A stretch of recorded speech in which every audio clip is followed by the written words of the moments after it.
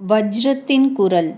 அதிகாலையில் எழுந்து வழிபாடு முடித்து பிரசாதம் கொண்டு மடத்திலிருந்து கிளம்புகிறார்கள் மரியாவும் ஜானியும். நகரத்தின் நெரிசலான வீதிகளில் கார் சென்று கொண்டிருக்கிறது. ஜன்னலின் வழியாக வெளியே பார்க்கிறோம். பரபரப்பிற்கும் இரைச்சலுக்கும் இடையே கொல்கத்தா நகரம் காட்சியளிக்கிறது. பல கலாச்சாரங்களின் ஊடுருவலை நகரம் நமக்கு காட்டுகிறது. குறுகலான சந்துகள், பழைய கட்டடங்கள் என நகரம் பழமையில் விளங்குகிறது. கார் கோயில் போன்ற அமைப்புள்ள ஒரு கட்டடத்தின் முன் நிற்கிறது. நாம் கீழே இறங்குகிறோம். நம் முன்னால் நிவேதிதை பள்ளி என்ற பெயர் பலகை உள்ளது. பள்ளியில் காலெடுத்து வைக்கும் பொழுது நகரத்தின் பரபரப்பு பின்னால் மறைந்து நம்முன் அமைதியான சூழல் விரிகிறது. சின்னஞ்சிறு பெண்கள் முதல் பெரிய மாணவிகள் வரை சிகப்பு கரையிட்ட வெள்ளை நிற புடவை அணிந்து காலில் செருப்பு இல்லாமல் வரிசையாக பிரார்த்தனைக்காக நிற்கின்றனர்.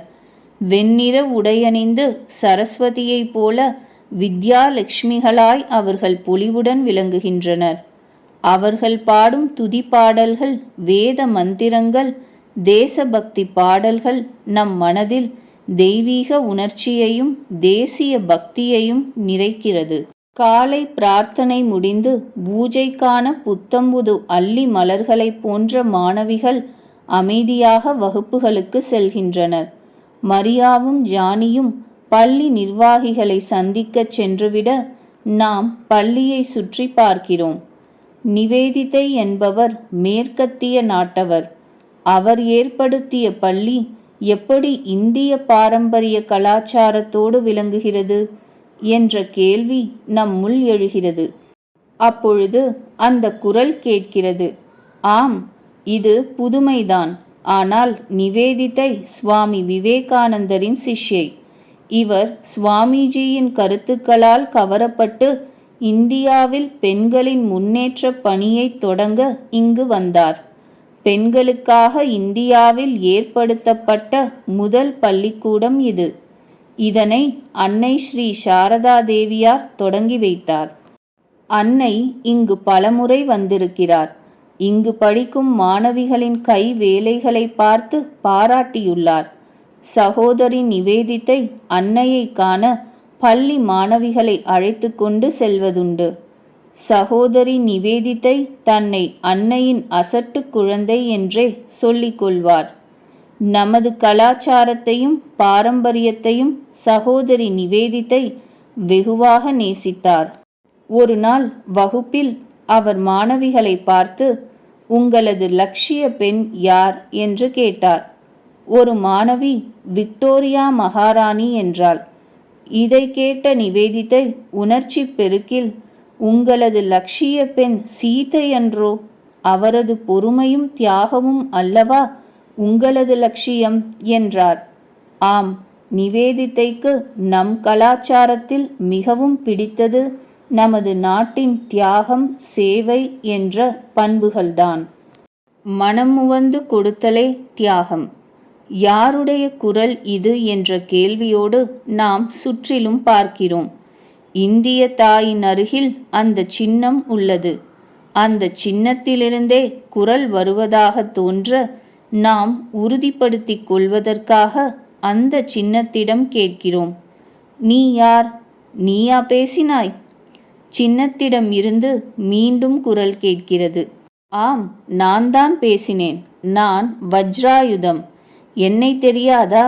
சகோதரி நிவேதிதை என்னை இந்திய கொடியில் இடம்பெறச் செய்ய வேண்டும் என்று விரும்பினார். என்னை அவர் தியாகத்தின் சின்னமாக கருதினார். நாம் வஜ்ராயுதத்திடம் கேட்கிறோம். தியாகம் என்ற வார்த்தையை பலமுறை கேள்விப்பட்டிருக்கிறோம். ஆனால் அதன் உண்மை அர்த்தம் என்ன? நீ எப்படி தியாகத்தின் சின்னமானாய்? வஜ்ராயுதம் பதில் சொல்கிறது, தியாகத்தினால் மட்டுமே அமரத்துவத்தை அடைய முடியும் என்று நம் சாஸ்திரங்கள் கூறுகின்றன. தியாகம்தான் நம் இயல்பு. பிறக்கும் பொழுது நாம் கொண்டு வந்தது எதுவும் இல்லை. இறக்கும் பொழுது நாம் கொண்டு போவதும் ஏதும் இல்லை. நம்மை விட்டு எப்படியாவது ஒரு நாள் பிரியக்கூடிய பொருட்களை நாமாக மனமுவந்து கொடுக்கும் பொழுது நமக்கும் இன்பம், பெறுபவர்க்கும் இன்பமன்றோ? துருப்பிடித்து வீணாவதை விட பிறருக்கு பயன்படும் வகையில் நம் வாழ்வு அமைந்தால் நல்லதல்லவா? பிறருக்காக வாழும் பொழுது, மற்றவர்களுக்காக செயல்படும் பொழுதுதான் நாம் சிறப்பாக செயல்பட முடியும். மற்றவரின் நலனுக்காக மனமுவந்து கொடுத்தலையே தியாகம் என்கிறோம். நான் யார் என்பதை நீ அறிய வேண்டுமானால் ததீச்சி என்ற ரிஷியின் கதையை அறிய வேண்டும். வஜ்ரம் உருவான கதை. வஜ்ரம் தொடர்கிறது. அதர்வ முனிவரின் வழியில் வந்த ததீச்சி என்ற ரிஷி இருந்தார்.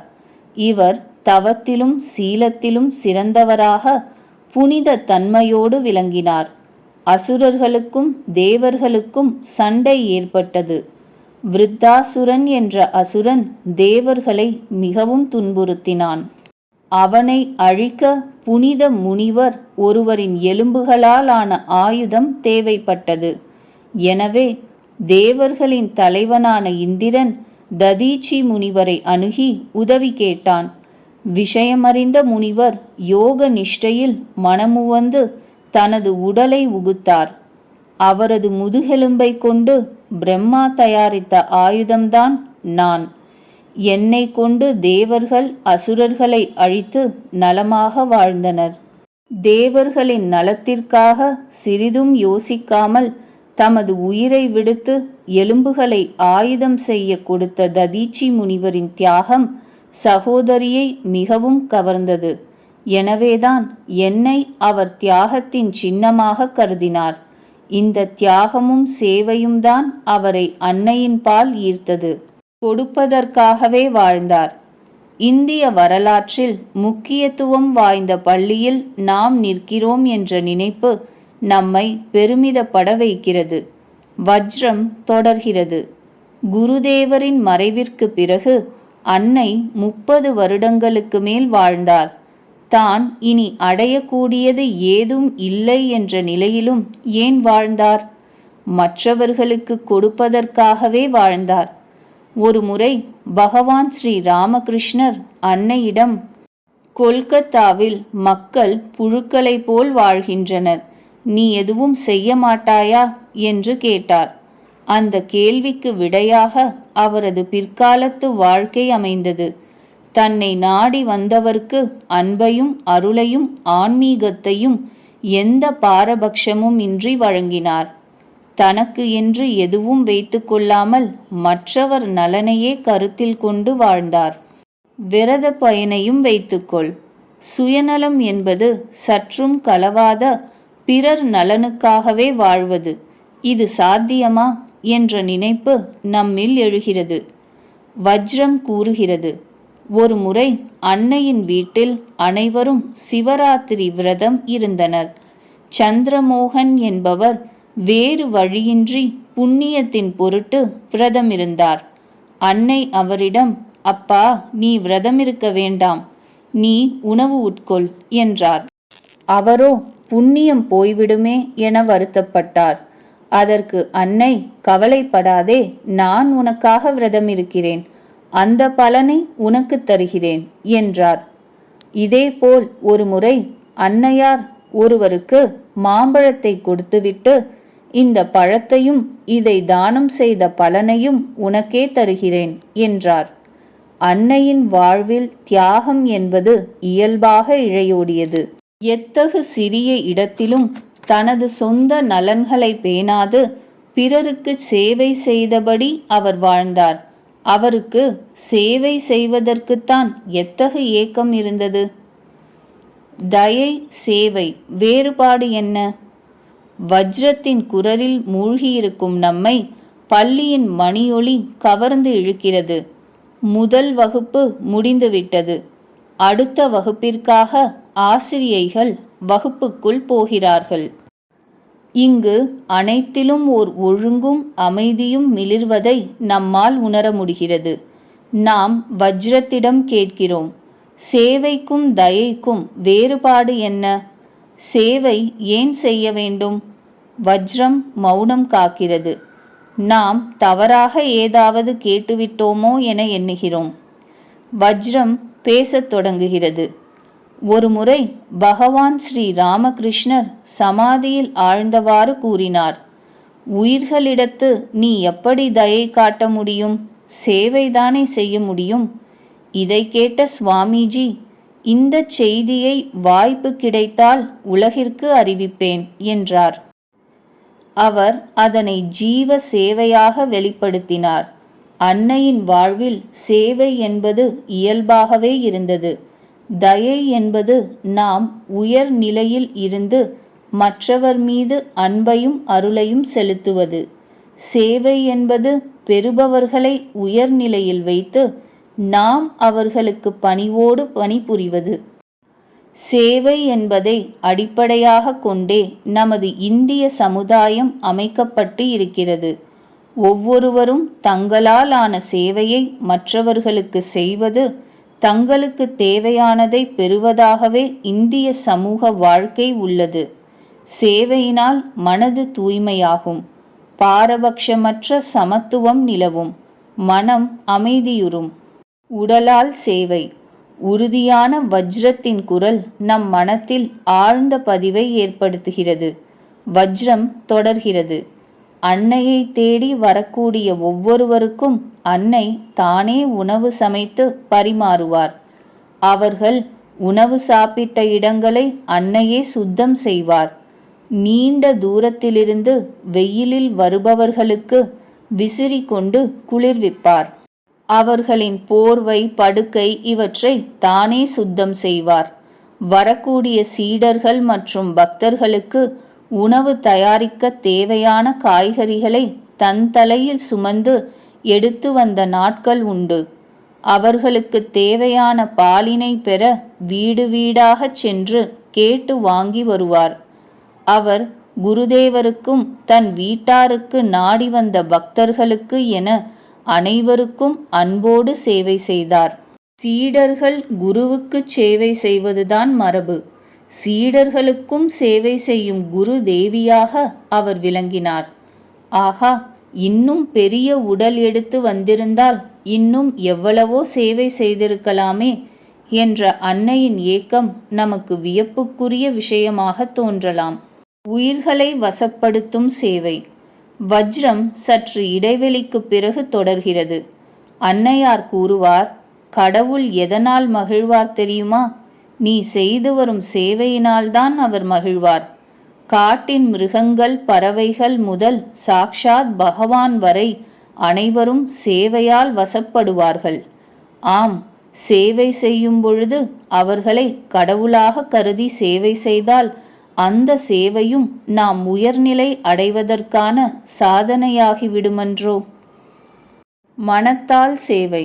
உடலால் தேவைகளை நிறைவு செய்வது ஒரு வகை சேவை என்றால், மனத்தால் பிறரின் துன்பங்களுக்காக வருந்தி அதில் பங்கெடுப்பது, அதிலிருந்து அவர்கள் விடுபட இறைவனிடம் பிரார்த்திப்பது என்பது மற்றொரு வகை சேவை. அன்னையார், பணம் இருப்பவன் கொடுப்பதன் மூலம் சேவை செய்யட்டும், அது இல்லாதவன் ஜப தபங்களின் மூலம் சேவை செய்யட்டும் என்பார். காலையில் 3 மணிக்கு எழுந்து அன்னையார் ஆன்மீக சாதனைகளில் ஈடுபடுவார். மிகவும் உடல்நிலை சரியில்லாத பொழுதும் அவரது இந்த பழக்கத்தை தொடர்ந்தார். அதற்கான காரணம் கேட்டால், எத்தனையோ பேர் மந்திர தீட்சை எடுத்துக்கொள்கின்றனர், ஆனால் முறையாக சாதனைகள் செய்வதில்லை. அவர்களின் பொருட்டு நான் சாதனை செய்கிறேன் என்பார். மற்றவர்களின் துயர் கேட்டு அவர்களின் நலத்திற்காக அன்னை குருதேவரிடம் கைகூப்பி மனமுருக பிரார்த்திப்பார். வஜ்ரம் நம் கண்முன்னால் அன்னையின் தன்னலமற்ற சேவையை சித்திரமாக காட்டுகிறது. அன்னையின் அசட்டு குழந்தை. சகோதரி நிவேதிதையோடு அன்னை அமர்ந்திருக்கும் படம் நமக்கு மேற்கு மற்றும் கிழக்கு நாடுகளின் சங்கமத்தை உணர்த்துவதாக தோன்றுகிறது. இருவரும் அந்யோன்யமாய் அமர்ந்திருப்பதை பார்ப்பதற்கு உண்மையில் சொந்த அன்னையும் மகளும் அமர்ந்துள்ளதைப் போல தோன்றுகிறது. ஒரு பெண் தன் தியாகத்தால், சேவையால், இயல்பான அன்பினால், தாய்மையால் எப்படி அனைவரும் போற்றும் நிலையை அடைய முடியும் என்பதற்கு அன்னையின் வாழ்வு ஓர் உதாரணம் என்ற எண்ணம் வருகிறது.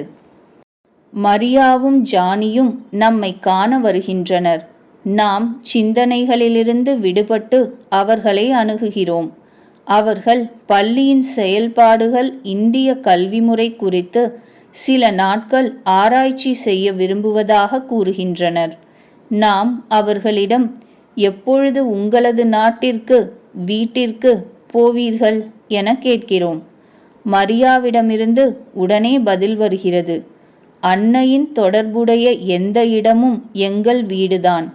ஏனென்றால் நானும் அவரின் தெய்வீகம் முழுவதும் புரியாமல் கிளியைப் போல அவரை அம்மா அம்மா என்று அழைக்கும் அசட்டு குழந்தைதான். மரியா, ஜானி இவர்களுக்கு நன்றி சொல்லிவிட்டு நாம் நம் பயணத்தை தொடர்கிறோம். கொல்கத்தாவில் உள்ள அன்னையின் வீடு அருகில் இருப்பதாய் மரியா கூறினாரே, அன்னையின் வீட்டிற்கு போகலாமா? இதுவரை கேட்டவை. பிறரின் நலனுக்காக மனமுவந்து கொடுத்தலே தியாகம். தியாகம்தான் நமது இயல்பு. என்றாவது ஒரு நாள் நம்மை விட்டு செல்லக்கூடிய பொருட்களை நாமாக மனமுவந்து கொடுக்கும் பொழுது நமக்கும் இன்பம், பெறுவருக்கும் இன்பம். இத்தகு தியாகம் மட்டுமே நம்மை உயர்நிலைக்கு இட்டுச் செல்லும். தயை என்பது நாம் உயர்நிலையில் இருந்தபடி மற்றவர் மீது அன்பையும் அருளையும் செலுத்துவது. சேவை என்பது பெறுபவரை உயர்நிலையில் வைத்து நாம் அவர்களுக்கு பணிவோடும் அன்போடும் பணிபுரிவது. இந்த சேவையால் மனம் தூய்மையடையும், சமநிலை பெறும். சேவையினால் உயிர்கள் அனைத்தும் வசப்படும், கடவுள் மகிழ்ச்சி அடைவார். சேவையை கடவுளுக்காக செய்யும் பொழுது அதுவே நம்மை உயர்நிலைக்கு இட்டுச் செல்லும் சாதனையாகிறது. பணம் மிகுந்தவர்கள் அதை கொடுப்பதன் மூலம் சேவை செய்யலாம். பொருளற்றவர்கள் ஜப தபங்கள் மற்றும் பிறர் நலனுக்கான பிரார்த்தனைகள் இவற்றின் மூலம் சேவையாற்றலாம். சிந்தித்துச் செயல்பட கொடுத்தலே நமது இயல்பு. அதனை மனமுவந்து கொடுத்தால் அனைவருக்கும் இன்பம் என்ற உண்மை அறியாது தயங்கிய தருணங்கள் நம் வாழ்வில் எத்தனை! நம்மிடமிருந்து உதவி பெறுபவர் நமக்கு பெரிய வாய்ப்பினை கொடுக்கிறார் என்ற உண்மை அறியாது பெருமிதத்தோடு உதவிய நிகழ்வுகள் எத்தனை!